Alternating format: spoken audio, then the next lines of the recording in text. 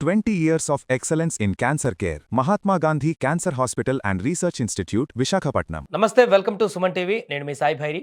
Super Saturday రెండో match ఈరోజు match number 18 Chennai versus Delhi మధ్య జరగబోతుంది. సో ఈ మ్యాచ్లో ఎవరు గెలవబోతున్నారు, ఏ రకంగా ఉండబోతుంది, ధోని ఉంటాడా టీంలో ఈసారైనా కూడా మాట్లాడదాం. దీనికి సంబంధించి మనతో పాటు స్పోర్ట్స్ అనలిస్ట్ సిహెచ్ వెంకటేష్ గారు జాయిన్ అవుతున్నారు. సార్ నమస్తే. సార్ నమస్తే సార్. వరుస ఓటములతోటి ఢీలా పడినటువంటి సిఎస్కే, అదేవిధంగా మంచి ఫామ్లో ఉన్నటువంటి డీసీ మధ్య మ్యాచ్ జరగబోతుంది. ఎలా ఉండబోతుంది ఈ కాంబినేషన్లో మ్యాచ్ ఈరోజు? సిఎస్కేకి వరుస ఓటములు 3 ఓటములు ఓడిపోయారు. పాయింట్స్ టేబుల్ లాస్ట్లో కరెక్ట్గా. ఢిల్లీ కూడా లాస్ట్ మ్యాచ్ చాలా హార్ట్ బ్రేక్ వాళ్ళకి, ఎందుకంటే గెలవాల్సిన మ్యాచ్ చిన్న తప్పిదం వాళ్ళు ఓడిపోయారు.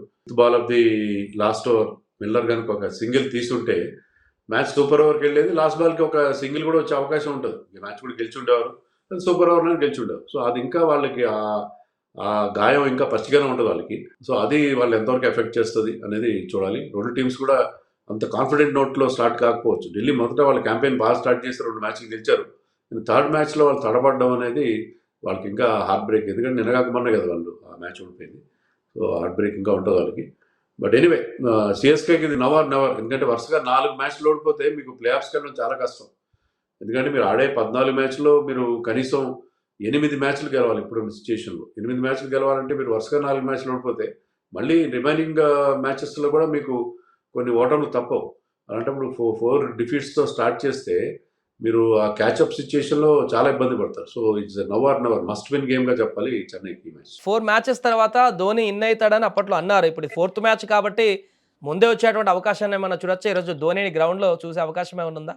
గ్రౌండ్లో చూడొచ్చు, కానీ మ్యాచ్ ఇప్పుడే ఆడతాడు అనుకోను నేను. ధోని సెకండ్ హాఫ్లో ఆడే అవకాశం, ఎందుకంటే అతను ఇంజరీ స్టేటస్ సంబంధించి అతను ఫిట్ అయిన విషయం మనకేమీ ఎలాంటి సమాచారం లేదు. సో ధోని ఇప్పుడే అతని ఎంట్రీ ఉండకపోవచ్చు.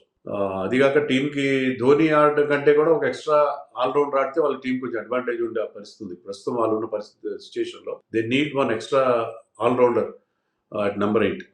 జేమీ వాటర్ లాంటి వాళ్ళు ఉంటే ఏంటంటే వాళ్ళకి బెటర్గా పర్ఫామ్ చేసే అవకాశం. సో ధోని ఎంట్రీ ఇంకా డిలే అవుతుందని అనుకుంటున్నాను. సో సిఎస్కే వరుస ఓటములకి ఎక్కడ తప్పితం జరుగుతుంది అనుకుంటున్నారు? కెప్టెన్సీ విషయమా, లేకుంటే బౌలర్ విభాగమా, బ్యాటింగ్ విభాగమా, ఎక్కడ ప్రధానమైన లోపం జరుగుతుంది? అన్ని ప్రాబ్లమ్స్ ఉన్నాయి వాళ్ళకి. ఎందుకంటే కెప్టెన్సీ కంటే కూడా బ్యాటింగ్ క్లిక్ అవ్వట్లేదు. వాళ్ళకి కెప్టెన్ బాగా ఆడట్లేదు, ఋతురాజ్ ఆడట్లేదు. Sanju Samson world cup hero, అతను కూడా వరుసగా 3 మ్యాచ్ల్లో ఫెయిల్ అయ్యాడు. మీకు శివం దుబే మరొక వరల్డ్ కప్ హీరో కూడా సరిగ్గా పర్ఫామ్ చేయట్లేదు. కొత్త కుర్రాళ్ళు ఇద్దరు తీసుకొచ్చారు, కార్తిక్ శర్మ అండ్ ప్రశాంత్. 14 కోట్లు పెట్టి వాళ్ళని తీసుకున్నారు. మిగతా అన్క్యాప్ ప్లేయర్స్ అందరూ బాగా ఆడుతున్నారు, లైక్ ముఖిల్ చౌదరి. కానీ చెన్నై కొత్త కుర్రాళ్ళు అంత అమౌంట్ పెట్టినా కూడా వాళ్ళు ఇంతవరకు వాళ్ళ దగ్గర నుంచి ఆశించిన స్థాయి పర్ఫార్మెన్స్ రాలేదు. ఇక బౌలింగ్ విషయానికి వస్తే అంత తక్కువ చెప్తే అంత మంచిది, ఎందుకంటే బౌలర్స్ సరైన వాళ్ళకి స్ట్రైక్ బౌలర్స్ ఎవరు లేని పరిస్థితి. మాథ్యూ కానీ ఎవ్వరు కూడా, మ్యాట్ హెన్రీ కానీ ఎవ్వరు కూడా సరైన బౌలింగ్ చేయలేకపోతున్నారు. ఈవెన్ ఖలీల్ అహ్మద్ కూడా గతంలో మంచి వికెట్స్ ఇచ్చేవాడు. ఖలీల్ అహ్మద్ కూడా తెలిపాడు. స్పిన్ బౌలింగ్లో కానీ అన్ని రకాలుగా వాళ్ళు చాలా వీక్గా కనిపిస్తున్నారు. ఇప్పుడు డీసీ అదేవిధంగా సిఎస్కే బ్యాటింగ్ లైనప్ని కనుక కంపేర్ చేస్తే ఎవరికి అడ్వాంటేజ్గా ఉందని చెప్పొచ్చు బ్యాటింగ్ విభాగంలో? DC has a fantastic lineup వాళ్ళకి. ఎందుకంటే వాళ్ళు ఓపెనర్స్ కేఎల్ రాహుల్ లాస్ట్ మ్యాచ్లో అద్భుతమైన ఇన్నింగ్స్ ఆడాడు, నిస్సంక బాగా ఆడుతున్నాడు. వాళ్ళకి తర్వాత మిల్లర్, స్టబ్స్ లాంటి బ్యాటర్స్ ఉన్నారు వాళ్ళకి. So that lineup is very very strong. చాలా స్ట్రాంగ్ బ్యాటింగ్ లైనప్ ఉంది వాళ్ళకి. సమీర్ రిజ్వీ లాస్ట్ మ్యాచ్లో పోయినప్పటికే అంతకుముందు 2 అద్భుతమైన ఇన్నింగ్స్ ఆడాడు.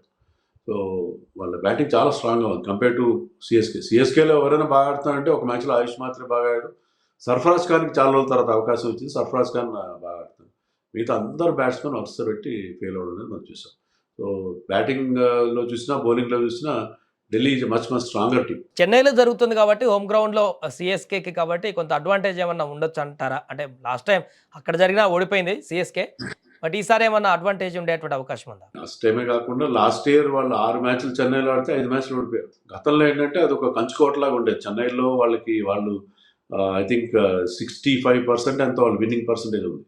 సో ఆడిన మ్యాచ్లో 2/3 మ్యాచ్లు చెన్నైలోకి వస్తున్నారు. వాళ్ళకి అదే మెయిన్ వెపన్. చెన్నైలో తమకు అనుకూలమైన కండిషన్స్, స్లో అండ్ లో వికెట్స్ పైన, స్పిన్ బౌలింగ్ అనుకూలించే వికెట్స్ మీద గెలుస్తూ చెన్నై 5 టైటిల్స్ చేజిక్కించుకోగలిగింది.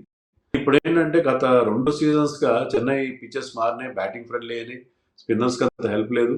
అలాంటి పిచ్ల మీద సిఎస్కే రెగ్యులర్గా ఫెయిల్ అవ్వడం చూస్తున్నాం. లాస్ట్ సీజన్లో అయితే మరీ ఘోరంగా 5 మ్యాచ్లు ఓడిపోయారు, అవుట్ ఆఫ్ 6. ఈ సీజన్ కూడా ఫస్ట్ మ్యాచ్ ఓడిపోయారు. సో ఆ హోమ్ అడ్వాంటేజ్ వాళ్ళకి ఉందా, లేకపోతే హోమ్ డిసడ్వాంటేజా నాకు అర్థం కావట్లేదు. సో ఫైనల్గా ఈరోజు మ్యాచ్లో గెలుపు ఎవరికి వరిస్తుందంటే ఆల్మోస్ట్ డీసీ వైపు అందరూ చూపిస్తున్నారు మొగ్గు. వివిధ రకాల వెబ్‌సైట్‌లో గాని, సోషల్ మీడియాలో పెట్టినటువంటి పోల్స్‌లో కూడా. సో మీరేం చెప్తారు? ఎవరికి విజయం దక్కేటువంటి అవకాశం ఉంది? అంటే మనం టీ20 ఫార్మాట్‌లో అంత ఖచ్చితంగా చెప్పలేము. కానీ చెన్నైకేంటంటే ఒకవేళ సంజు క్లిక్ అయినా, రుతురాజ్ క్లిక్ అయినా వాళ్ళు మళ్ళీ పుంజుకునే అవకాశం ఉంటది. డీసీలో కొంత వల్నరబిలిటీ లాస్ట్ మ్యాచ్‌లో మనం చూసాం. ఏంటంటే సడెన్‌గా వాళ్ళు మిడిల్ ఆర్డర్ కొలాప్స్ అవ్వడం అలాంటి ఇబ్బందులున్నాయి. ఇంకా వాళ్ళకి నంబర్ 3 సెట్ కాలేదు. నితీష్ రాణా ఫెయిల్ అవుతున్నాడు. సో డీసీలో కూడా కొన్ని సమస్యలున్నాయి. సమస్యలు లేవని కాదు. But I think DC is a much stronger team.